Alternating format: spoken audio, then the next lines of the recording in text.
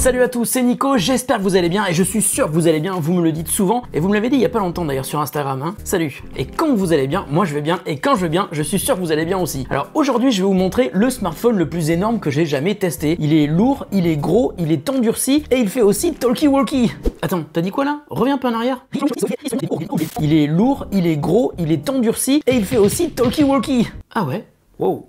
Alors comme je le disais, il est gros, il est très épais, on a presque l'impression d'avoir une Switch entre les mains, et parce que vous aurez énormément de mal à le mettre dans une poche de jean, et c'est encore pire pour les filles qui ont des poches de jean beaucoup plus petites, et bien il est livré avec un genre d'étui qui vous permet donc de le mettre comme ça, c'est assez volumineux, mais ça vous permet donc de le mettre à la ceinture. C'est très pratique, mais c'est très moche. Alors je vous le disais, il est très lourd, hein, il fait 398 grammes, ce qui fait à peu près 2 fois le poids de mon iPhone XR. Mais s'il est aussi lourd, c'est parce que c'est un téléphone qui est endurci. J'en ai déjà parlé sur la chaîne, mais celui-ci, il est vraiment hyper volumineux. Il est hyper bien protégé, c'est un mélange de métal, de plastique et de verre. Et s'il est aussi bien protégé, eh bien c'est parce qu'il a une certification IP69K. Alors moi je connaissais IP68, ça veut dire qu'il est insensible aux fluides et au choc, les fluides, c'est-à-dire l'eau, la boue, le sable. Là, il est IP69, je connaissais même pas ce terme. Ça veut dire qu'il est aussi résistant aux hautes pressions et aux températures extrêmes. Il peut supporter jusqu'à 89 degrés dans la tronche. C'est vraiment pas mal du tout. Il faut avoir envie d'aller passer ses vacances dans un volcan, évidemment. Et il est très épais, comme je vous le disais tout à l'heure, parce qu'il a une batterie qui est vraiment énorme. Elle fait 10 080 mAh. Il est à 80%. Je l'ai chargé avant-hier matin. Je crois que la première fois que je l'ai branché, j'ai dû attendre environ 15 jours avant d'avoir besoin de le recharger. Si vous l'utilisez beaucoup dans une journée,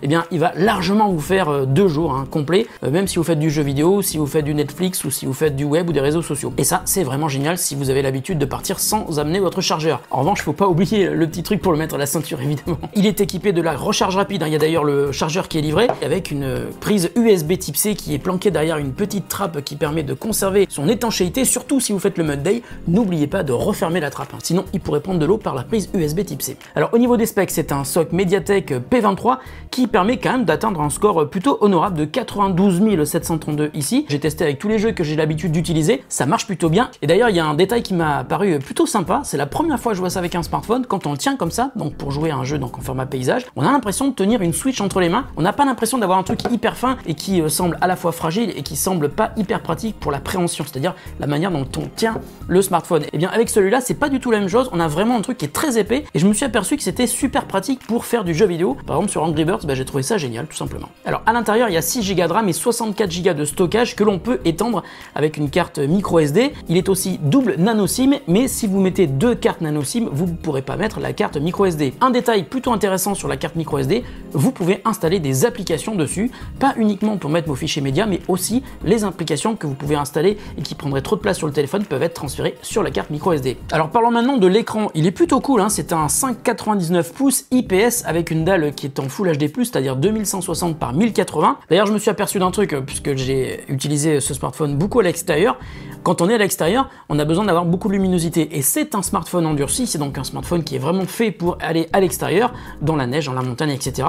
Et bien, en plein soleil, il est hyper lumineux. Et même quand il y a des réverbérations de la neige, comme j'ai pu le voir il y a quelques jours, eh bien, on y voit très bien sur l'écran de ce petit Doji S80. Alors, à l'avant, on a une caméra de 16 mégapixels qui donne des résultats, on va dire, plutôt moyens en basse lumière et assez corrects en lumière standard, donc lumière de jour. À l'arrière, il y a aussi un double appareil photo avec 12 et 5 mégapixels. Ça reste assez correct, on va dire, hein. Il se débrouille pas trop mal. Donc clairement, vous n'achèterez pas ce smartphone pour la qualité de ses photos. Alors, puisqu'on est à l'arrière, je vous parle aussi du capteur biométrique. Il vous permet donc de déverrouiller votre smartphone, de déverrouiller certaines applications qui sont compatibles avec le capteur biométrique pour déverrouiller ces applis. Et puis, il est aussi doté de la fonction de Face Unlock, c'est-à-dire que lorsque vous l'installez, vous pouvez détecter votre visage. Et puis, par exemple, si je fais ça, hop, voilà, c'était environ une demi-seconde. Alors c'est pas aussi rapide que des hauts de gamme comme les Mate 20 Pro ou autres. En tout cas, ça a le mérite de marcher et ça peut être d'ailleurs super pratique si vous avez des gants, si vous êtes dehors et si vous n'avez que votre visage pour faire déverrouiller votre smartphone.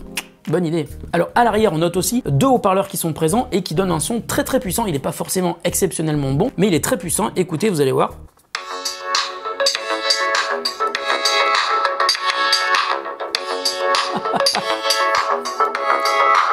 J'aime bien cette musique.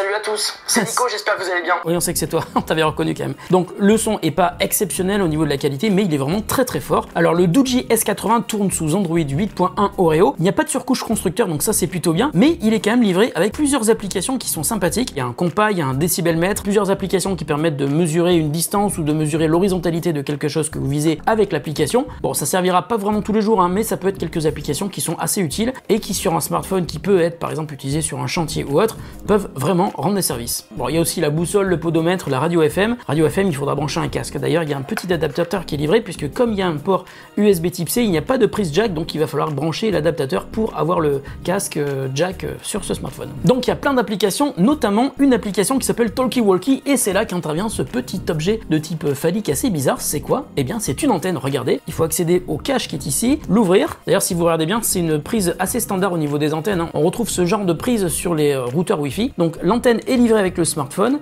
et quand on branche l'antenne qui est ici, on peut lancer l'application Talkie Walkie. Voilà, qui fait pas mal de bruit. Là, ce qu'on va faire, c'est qu'on va pouvoir utiliser les channels, donc qui sont là. Pour changer de channels, je vais aller sur les canaux qui sont proposés ici. Il y en a une vingtaine, il me semble. Et ce qui est vraiment sympa, c'est que vous pouvez parler avec des gens qui ont le même téléphone de l'autre côté, mais aussi avec des gens qui ont de vrais talkie-walkie. Pour parler, alors il y a deux solutions, hein. Soit vous appuyez sur le bouton qui est ici. Salut, c'est Nico, je suis en train de tourner un test du Doogee S80. Voilà, il n'y a personne sur le canal, mais bon, s'il y avait quelqu'un, il m'aurait entendu. Ou alors, vous pouvez appuyer sur le bouton qui est ici. C'est un bouton qui est dédié. Salut à tous, c'est Nico, je suis en train de tester le Doogee S80, Roger. Ah oui, quand on dit Roger, c'est à la fin du message, hein, pas au début. Bah c'est vrai quoi, si vous faites la démo d'un truc qui fait talkie-walkie, apprenez au moins les bases du truc, hein. Tiens d'ailleurs, j'ai remarqué un truc assez sympa, même si vous êtes dans un endroit qui ne capte pas le réseau mobile, le talkie-walkie vous permettra de vous débrouiller pour essayer de contacter quelqu'un si vous êtes par exemple au fond du volcan dont on parlait tout à l'heure. C'est vraiment génial et ça vous permet donc de contacter des secours si vous êtes en forêt, si vous êtes en montagne et que vous ne captez pas de réseau mobile. Donc ça, c'est vraiment pratique. Je l'ai utilisé pendant quelques jours, c'est clairement pas le genre de smartphone qu'on a envie de garder tous les jours avec soi parce que c'est pas vraiment un smartphone qui est fait pour la ville. Je vous ai dit, dans une poche c'est un peu compliqué. Malgré tout, si vous faites de la montagne, si vous faites des balades, si vous faites du VTT, si vous faites des randonnées, du trekking, n'importe quoi, c'est super bien parce que vous avez une sécurité de pouvoir contacter des secours si jamais il vous arrive quelque chose, ou alors d'autres personnes qui utiliseraient des talkie-walkie pour parler entre eux. Voilà, en résumé, c'est un smartphone qui fait donc aussi talkie-walkie, qui est très volumineux, qui a une batterie qui dure très très longtemps et surtout qui est vendu à peu près au même prix que ses concurrents qui eux ne font pas forcément la fonction talkie-walkie. Donc il est actuellement au prix de 369 €. Je vous mets un lien sous la vidéo si ça vous intéresse. Et je remercie Doogee de m'avoir envoyé ce smartphone. Il est plutôt cool, hein, comme on va en vacances cet été dans un endroit qui est un petit peu montagneux. Je vais l'emmener et on verra ce que ça donne avec uniquement ce smartphone pour survivre. Voilà, la vidéo est terminée. J'espère qu'elle vous a plu. Si c'est le cas, surtout n'hésitez pas à mettre un pouce en l'air, à me passer un petit message dans les commentaires sous la vidéo. Si vous avez des questions d'ailleurs sur le smartphone, surtout n'hésitez pas, je suis là et je réponds toujours à tous les messages. Je réponds aussi sur Twitter, en DM et en public. Voilà, merci à tous et à très bientôt sur The Grand Test pour une autre vidéo qui n'aura sans doute rien à voir avec celle-ci, sauf si je teste un autre smartphone qui fait talkie-walkie. Mais pour l'instant, c'est pas prévu. Allez, salut!